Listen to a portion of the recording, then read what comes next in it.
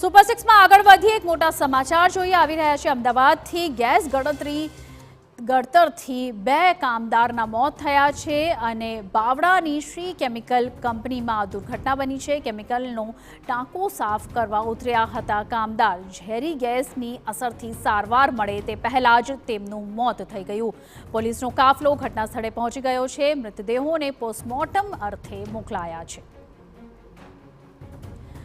તો આપને જણાવી દઈએ અત્યારે મોટા સમાચાર સામે આવી રહ્યા છે। ઝેરી ગેસની અસરે બે જિંદગીનો ભોગ લીધો છે। પોલીસનો કાફલો અત્યારે પહોંચી ગયો છે ઘટના સ્થળે અને તેમને પોસ્ટમોર્ટમ અર્થે ખસેડાયા છે મૃતદેહોને।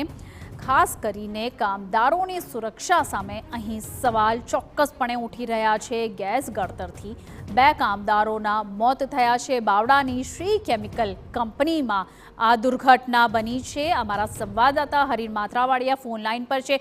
હરીન, ખૂબ જ ચિંતાજનક ઘટના સામે આવી રહી છે। બે જિંદગીનો ભોગ લીધો છે આ ઘટનાએ।